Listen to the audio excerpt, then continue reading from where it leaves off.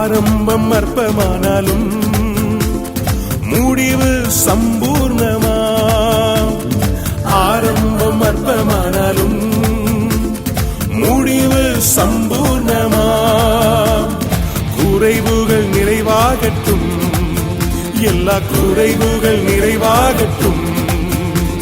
என் வறட்சி செழிப்பாகட்டும், என் வறட்சி செழிப்பாகட்டும். ஆண்டவரும் உலக ரட்சகர் மீட்பெருமா இருக்கிற இயேசு கிறிஸ்து அற்புத நாமத்தினால் யாவருக்கும் காலை வாழ்த்துக்கள்.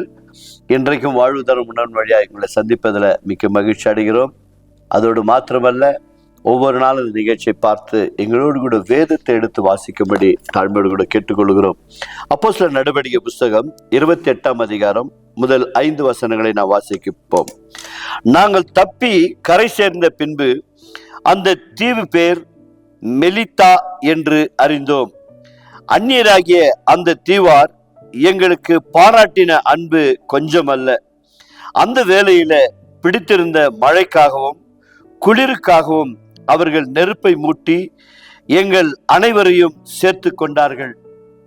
பவுல் சில விறகுகளை வாரி அந்த நெருப்பின் மேல் போடுகையில் ஒரு விரியன் பாம்பு அனலுருந்து புறப்பட்டு அவனுடைய கையை கவ்வி பிடித்தது.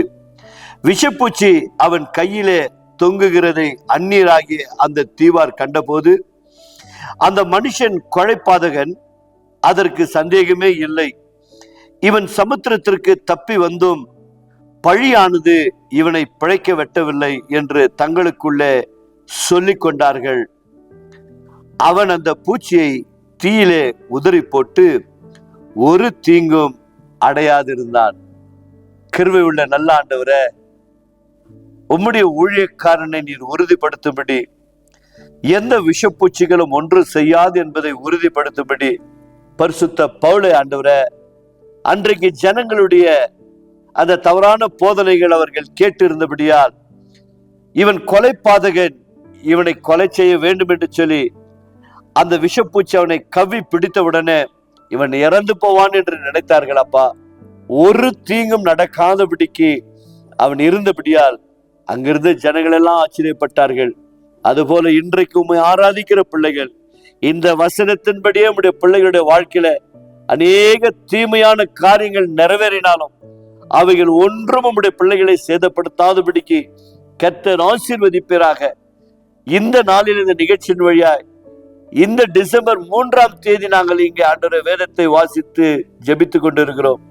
இதோ நாங்கள் வாழ்கிற இந்த தேசத்துல இதே போல் புயலும் காற்றும் மனிதனை தாக்கி கொண்டிருக்கிறது. சுவாமி, இயற்கைக்கு முன்னால் ஒன்றும் இல்லை என்பதை மனிதன் அறிந்து கொள்ளும்படி, தேவன் ஒருவர் உண்டு என்று மக்கள் விசுவாசிக்கும்படி கர்த்தாவே உம்முடைய பிள்ளைகளை ஆறுதல் படுத்தி தைரியப்படுத்தி ஆசீர்வதிங்கப்பா.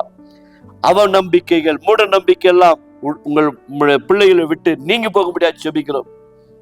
நாங்கள் விசுவாசிக்கிற தேவன் என்னார் என்று நாங்கள் அறிந்திருக்கிறபடியால் உம்மை அறிந்து கொள்ளுகிற அறிவினால் ஜனங்களை நிரப்பி ஆசீர்வதிக்கும்படியாய் மீட்பர் இயேசு நாமத்தால் ஜெபிக்கிறோம் பிதாவே, ஆமென். God bless you. கர்த்தர் உங்களை ஆசீர்வதிப்பாராக.